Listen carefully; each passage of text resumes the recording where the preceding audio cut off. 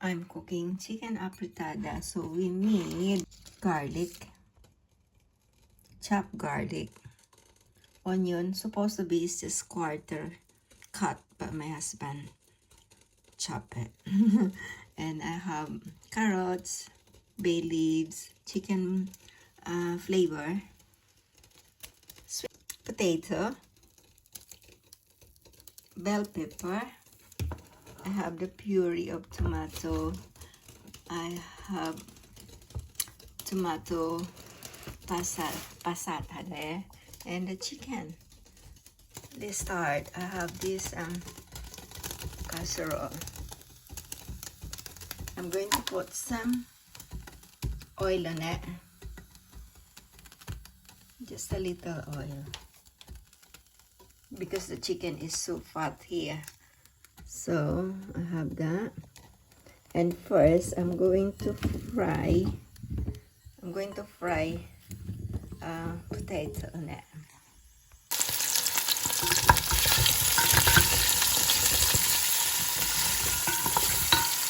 I'm going to fry as well the carrots.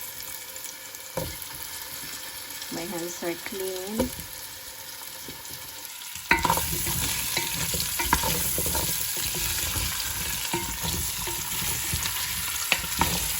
Para hindi siya maturog pag niluto. At yeah, I fry this a little bit. Ayan na siya. Tapos ito din. Konting oil. And then, lagyan natin ng konting mantika. Konting-konti lang para sa panggisa ng bawang. Ayan na siya. Yung parang sunog dyan sa kagel, yung ano lang yan, nagprinuhan ko ng patatas at carrots. Okay lang yan. This is reality in cooking. As a home cooking. Proper na paggigisa, inuuna mo na ang bawang. Tapos pag makita mo nang may sign na magbo-brown na, doon nilalagay ang sibuyas. This is old-fashioned cooking. Mas mabango kasi pag pag ang bawang ay medyo na brown. Ayan, naba-brown na siya. Ilalagay na natin yung sibuyas. Supposed to be quarterly cut. Yung nagba-brown na yan, okay lang yan. Mas masarap yan. Sunog. Hindi sinusunog-sunog nga yan eh. Ayan, ilagay na natin yung chicken. Mix. Palalabasin ko lang ang tapas nito bago ko ilagay ng ibang ingredients. Ayan, sinasangkot siya ko na yung chicken. Ano nga ba yan sa Tagalog? Sangkot siya ay bifol. And then, I'm going to put bay leaves. Ayan, fresh yan. Galing sa garden. The chicken flavor. I put 2. Kunti lang yung mantika dati. Ngayon, ayan lumalabas ang mantika ng manok. Yan. Kaya pag magluluto kayo ng mga karne, kunti mantika lang ilalagay nyo. Diba ang mga karne nowadays, hindi katulad ng mga native na hog, like chicken or baboy. I'm going to put a little bit of puree.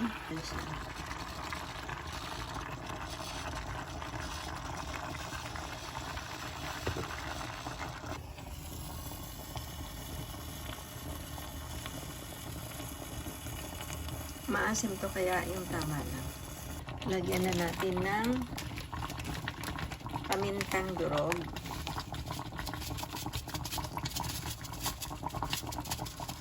Mas marami, mas malasa. Ayan. Pero pag napakadami naman, lasang gamot na. Ayan, ilagay na natin ang carrots at patatas.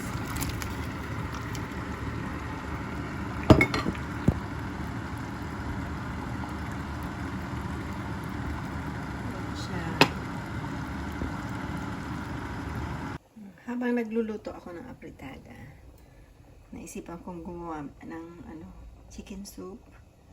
Ayan. Ay sibuyas, bawang, and bell pepper at celery, and ito yung pasta.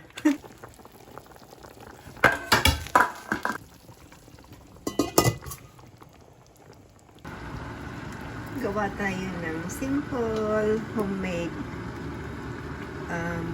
konting mantika lang kasi ang manok na naman ay mataba. So homemade ano ba to? Pasta. So sopas, chicken soup. Chicken soup. Ayan. So I need to put the again garlic.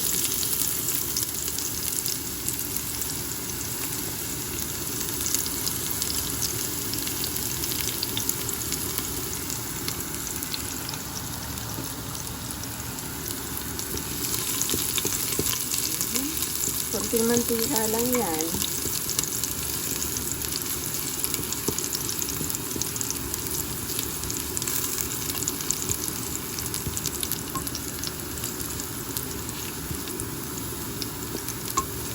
Ayan, mag-brown na ang kanyang bawang. So, ilalagay na natin ang onion. Ayan. Ayan. Crystal, clear ang onion. Kumintab na siya. So, we're going to put chicken. Ayan, pinakuluan yan. Chicken breast.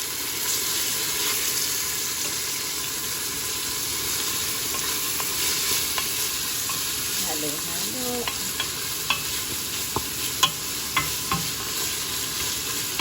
Tapos ilalagay natin ang 2 chicken cubes.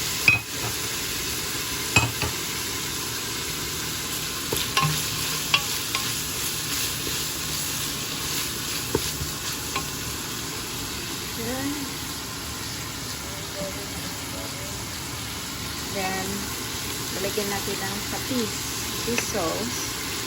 Ayan. Kunti lang. Para masarap.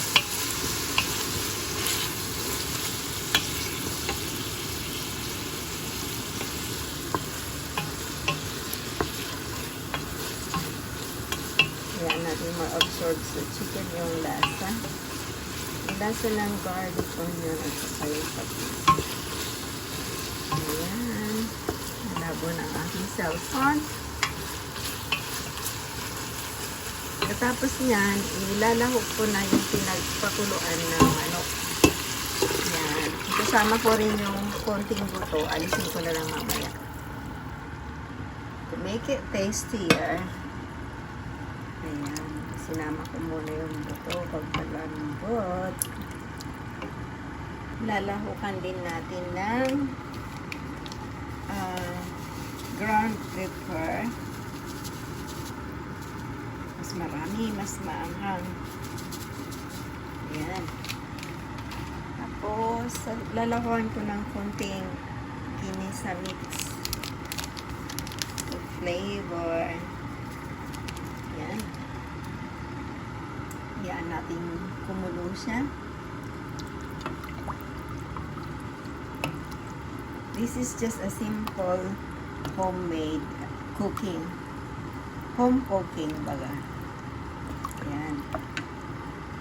Magsaing tayo. May dadating kaming bisita from Scotland. So, sinipag magluto. Two.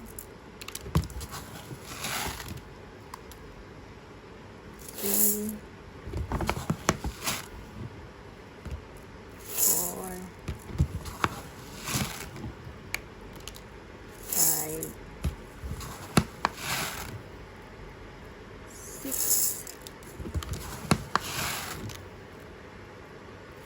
7. Tama na siguro 7.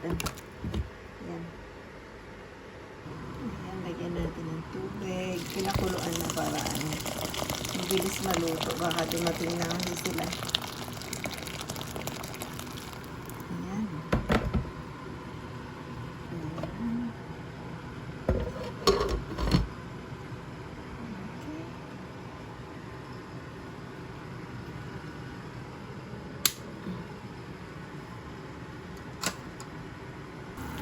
Ayan, dyan na rin ako magpapalambot ng pasta. Tipid sa gas, di ba? Wala nang arte-arte. Ayan. Lagyan na natin ang pasta para lumambot na siya. Marami kaya. Tingnan natin baka masyadong madami. Ay, tama lang. I think that's okay.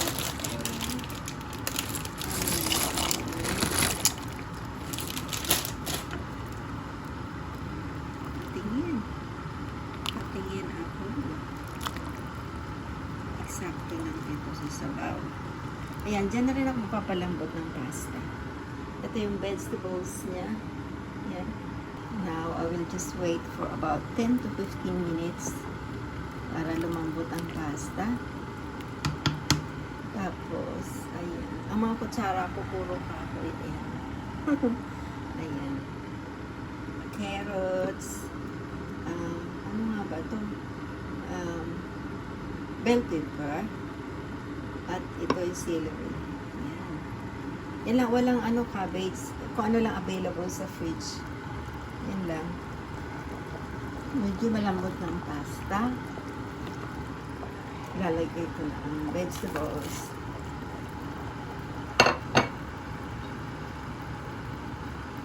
I like it colorful.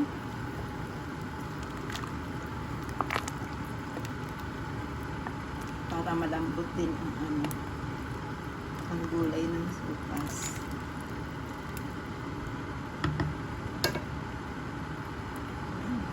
Ito na ang aking afritada.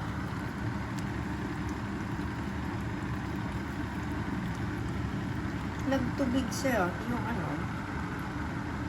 yung chicken niya nagtubig. Wala naman ako nalagay na tubig dito. Ba't ganon?